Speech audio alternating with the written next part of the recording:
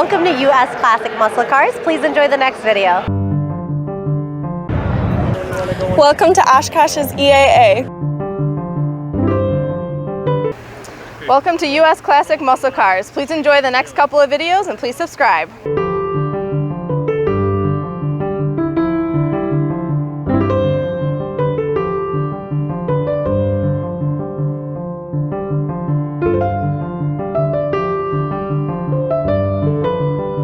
Hi, I'm Sam Boesfield, CEO and founder of Samson Sky and the home of the Switchblade flying sports car.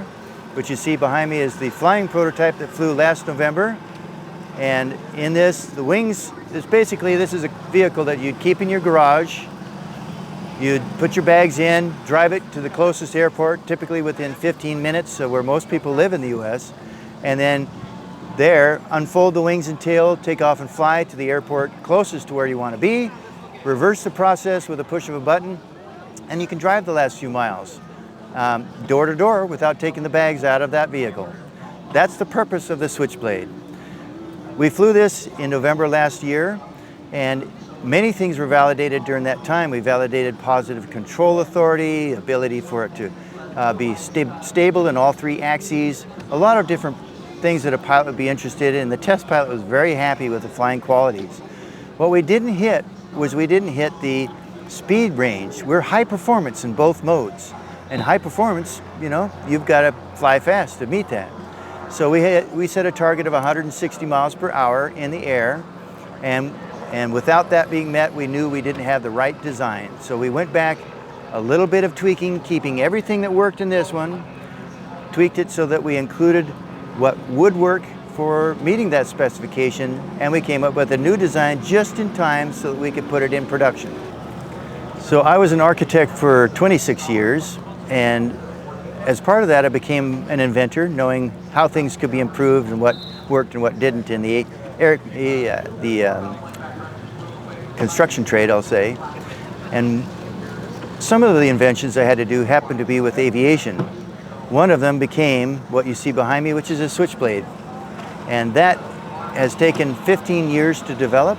We've gone through 2 bouts of wind tunnel testing, a lot of structural testing. We test and design to certified aircraft standards, although we don't have to meet those standards. They're just what we use to make sure that we perform adequately. It is a fast plane and a fast car. We've had this thing up to 125 miles an hour on the ground. I've driven it 102. And gone through the road and track slalom course, 8 cones, 100 feet apart, and compared that to their database, and we beat everything in our category, our wheelbase, in their historical database. They had 4 wheels, we had 3. They had pro drivers and near empty weight. We tested at maximum gross, and I drove it. So it really does scream. Very, very fun. In the air, the cruise speed is to be 160 miles per hour, which was validated with our most recent wind tunnel testing with the new version.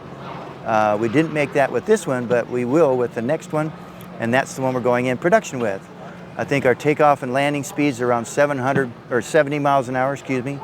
And the purchase price that we're looking for is in the range $2019, $170,000 for the vehicle kit and builder assist program.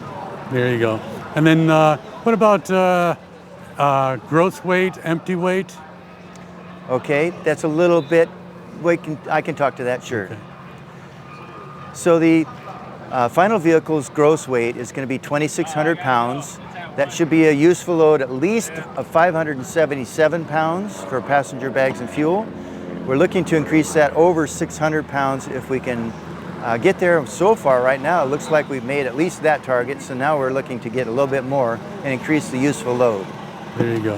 And can you speak to the audience about the engine that you have currently, or is that too early to? It's fine. The engine we're using is a source from the automotive world, a liquid-cooled 4-cylinder turbocharged engine capable of 300 horsepower. We only pulled 210 horsepower out of that for a cruise speed, which is about 70%, which is a normal thing to do for an aircraft. We modify it so that it's has a little bit more redundancy, and that includes 2 fuel pumps, 2 water pumps, and 2 computers, just to make sure that nothing quits during flight. So let's take a look. First is the wing swing. Where do the wings go when this is going on the ground?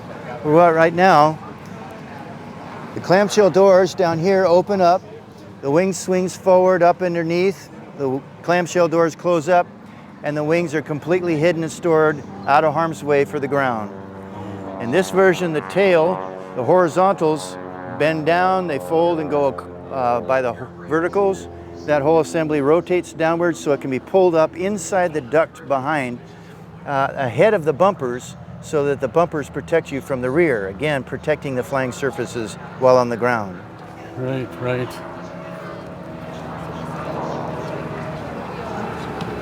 The wings, the wheelbase is determined, or the distance between front and rear wheels is determined by how much wing we need and how we can store the wings, because that's where the wings go, between the wheels in the belly of the vehicle.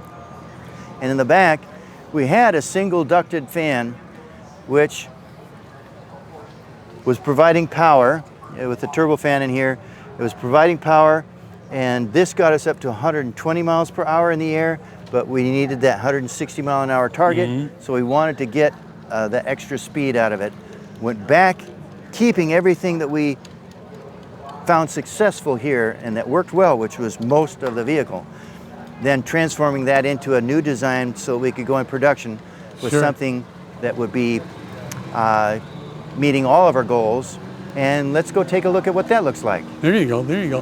And you know what, the other question I have, the propeller, is it composite? Is it fiberglass? Is it wood? Is it? It's composite. Uh-huh. Yeah, it's carbon fiber material. Most of the vehicle is carbon fiber parts or assemblies. The propeller is carbon fiber. It has a metal base plug where it plugs in to the sockets to keep it in. But carbon fiber is the lightest, strongest material we've got so far. So that's what we do and make sure that we build the lightest vehicle we possibly can. So again, we're in the tent now at AirVenture, and we're going to go ahead and walk you through the design changes that we did. The first thing you notice, the wing is a bit larger. It's more area. So the earlier wing was 67 square feet. This is 99 square feet of wing. Allows us to increase the gross weight from 1,850 pounds up to 2,600 pounds. That way, we started with the high weight, thinking that, okay, we are using a hybrid electric drivetrain now, completely hybrid electric, which means an internal combustion engine, mid-engine in here with a large generator. That kicks out power to either the propeller motors or the wheel motors for ground use. And this allows us to have twin propellers or thrusters out here in clean air, and that efficiency is what got us the capability of hitting the 160 mile an hour cruise. And that is what we're really happy about. So the other part of it is, even if one side goes dark, one side quits on you, it only is 2 degrees of rudder, really minor rudder correction needed, because they're so close to center line. That's what we look at, and other people looked at, to say that this only needs a pilot license with a certified pilot for single engine land pilot license, which is the simplest private pilot certificate to get. It's where everybody starts. These surfaces fold up completely inside the body, which I can show you in a video in a bit, and that way you can see not only do the wings now completely be hidden while in ground mode, but the tail surface, again, now completely hidden. You cannot see it. Somebody who's curious can't get their fingers in it if you're parked somewhere. So it's much safer for you to be able to leave, and I think that leads to being more user-friendly. You know, you've got the security that you know you can park it and no one can mess with you. So that's that. There's 2 motors, 2 electric motors in each of these. Each motor has 2 phases. So you'd actually have to fail 4 things on one side for it to go dark.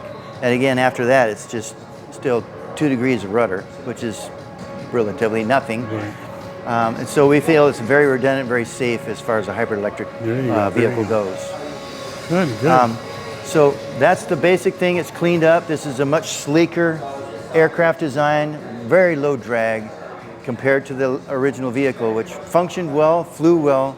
Now we have speed, and that's what we want. One more thing of interest, especially the car guys, is the performance on the ground, which is really spectacular. I mean, it is a hoot to drive. I've been up over 102 in it. It's gone 125, I think I mentioned, but 0 to 60 time of 5.6 seconds, active traction control through the hybrid drive, and actually because you have two motors on two wheels, we're using the same thing a lot of high-performance cars do, high performance, which is active corner assist, as you have the outside wheel being pushed a little bit harder, putting that noise over.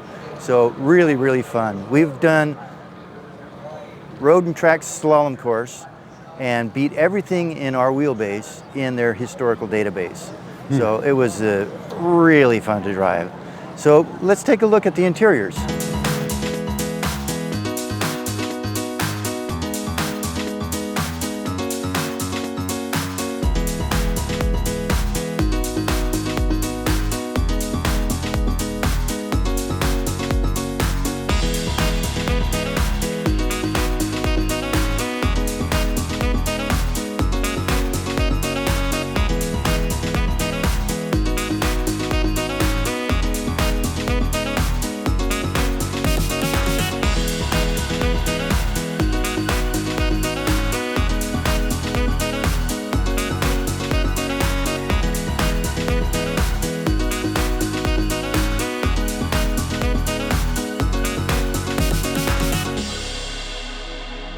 To learn more about the Switchblade, visit our website or YouTube page.